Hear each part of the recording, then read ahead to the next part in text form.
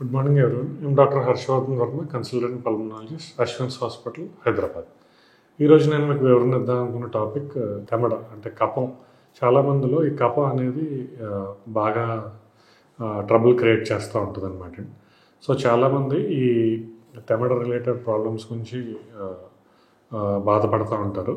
So ఈ తెమడ అనేది ఏంటంటే ఈ మన ఎయిర్వేస్లో ఉండే గ్లాండ్స్ అంటే ముఖ్యంగా గాబ్లెట్ సెల్స్ అనే గ్లాండ్స్ ఉండడం వలన ఈ రెగ్యులర్గా ఈ సర్ఫేసెస్ని మాయిస్ట్గా ఉంచడానికి మనకు రోజు ఒక 20 to 30 ml ఆఫ్ మ్యూకస్ రావడం సహజమే అనమాట.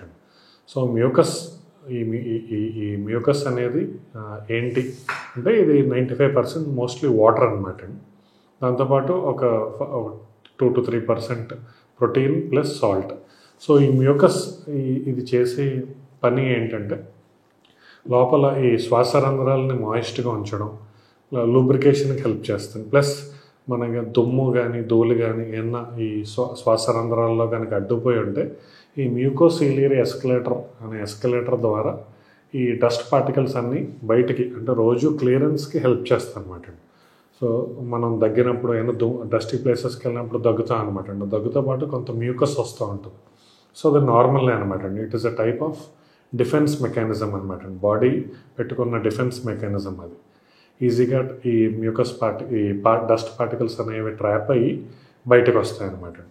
సో ఈ తెమడ అనేది నార్మల్ లిమిట్స్లో ఉంటే పర్వాలేదు, కానీ తెమడ అప్పుడప్పుడు చీవిల రంగు మారడం, చీవిలా మారడం, కొంతమందిలో ముద్దల కింద పడడం, కొంతమందిలో ఎక్కువ పడిపోవడం, కొంతమందిలో బ్లడ్తో పడడం అనేది జరుగుతూ ఉంటుంది అనమాట.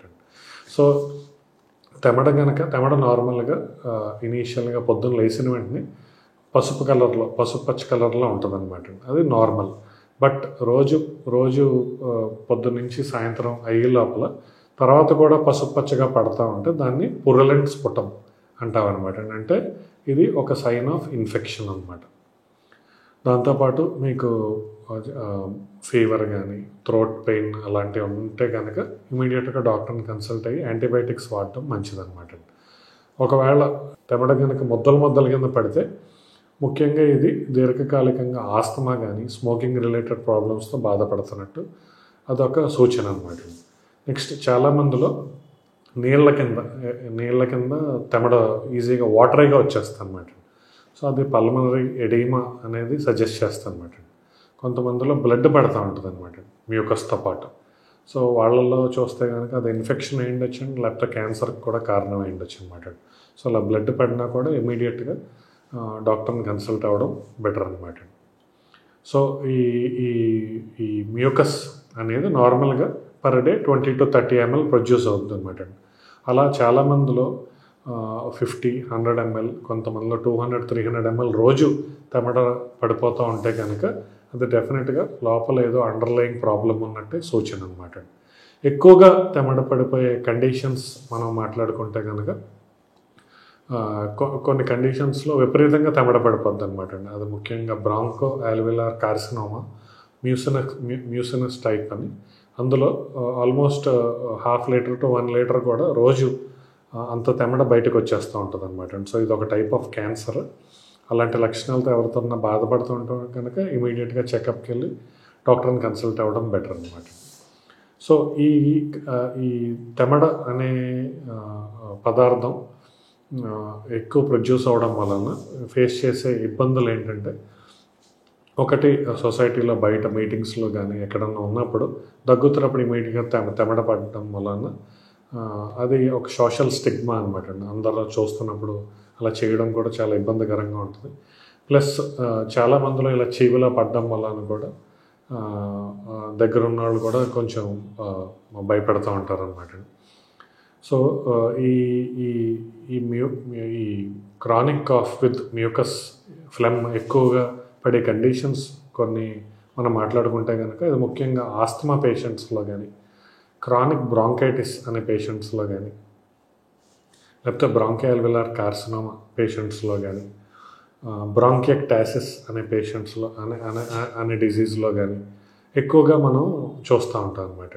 సో ఇలా ఈ కండిషన్స్తో వచ్చిన పేషెంట్స్లో మనం ఇనీషియల్గా ఫస్ట్ ఎక్స్రే చూసుకొని అదేంటి ఇన్ఫెక్షనా లేకపోతే ఏమైనా గడ్డలా ఉందో చూసుకొని నెక్స్ట్ పిఎఫ్టీ అనే టెస్ట్ ద్వారా ఇదేమైనా ఎలర్జీ సిమ్టమ్స్లా ఉంటున్నాయా అది చూసుకొని నెక్స్ట్ సిటీ స్కాన్ అవసరమైతే సిటీ స్కాన్ కూడా చూసి నెక్స్ట్ ఈ స్ఫుటం అనేది పెథాలజీ మైక్రోబయాలజీకి టెస్ట్స్ పంపిస్తాం అనమాట.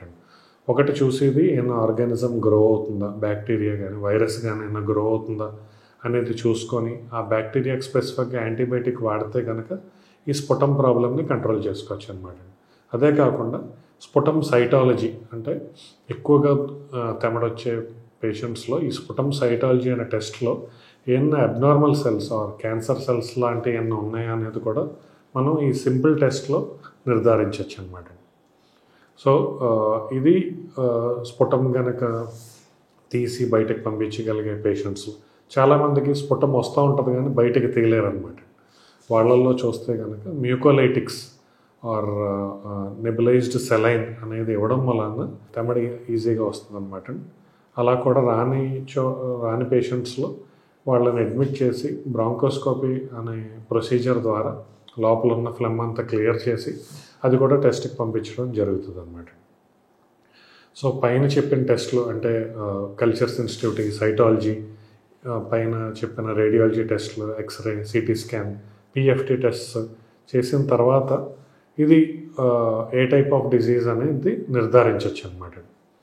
So how to control the mucus అంటే కనుక ఒకవేళ ఇది ఇన్ఫెక్షన్ రిలేటెడ్ అయితే కనుక యాంటీబయాటిక్స్ వాడితే డెఫినెట్గా మ్యూకస్ అనేది తగ్గుతుంది అనమాట. అంతేకాకుండా ఒకవేళ ఇది మీకు వర్క్ ప్లేస్ లేకపోతే డస్ట్ రిలేటెడ్ అయితే కనుక ఆ స్పెసిఫిక్ కోల్డ్ ఎయిర్ కానీ స్మోక్ కానీ డస్ట్ని అవాయిడ్ చేస్తే కనుక ఈ మ్యూకస్ కూడా తగ్గుతుంది అనమాట. అంతేకాకుండా మ్యూకోలైటిక్స్ అంటే తెమడని బాగా తిక్కగా ఉన్న ఫ్లెమ్ని థిన్ చేసే కెపాసిటీ ఉన్న డ్రగ్స్ మ్యూకోలైటిక్స్ అంటాం అనమాట. సో అది కూడా హెల్ప్ చేస్తుంది అనమాట. దాంతోపాటు ఫిజియోథెరపిస్ట్ హెల్ప్ కూడా చాలా ఉపయోగం ఉంది. అంటే పోస్చరల్ డ్రైనేజ్కి కానీ చెస్ట్ ఫిజియో కానీ ఫ్లెమ్ బయటకు వచ్చేయడం వలన సెకండరీ ఇన్ఫెక్షన్స్ అనేవి రావన్నమాట. సో ఈరోజు నేను మీకు బ్రీఫ్ చేద్దాం అనుకుంది ఈ మ్యూకస్ అనేది అంత తేలిగ్గా వదిలేయడం కాదని. నేను పైన చెప్పిన కంప్లైంట్స్ కనుక ఎవరన్నా బాధపడుతూ ఉంటే కనుక ఈ పైన చెప్పిన స్టెప్స్ తీసుకోగలిగితే కనుక డెఫినెట్గా ఈ mucus chronic cough with mucus related సిమ్టమ్స్ని కంట్రోల్ చేయొచ్చు. Thank you.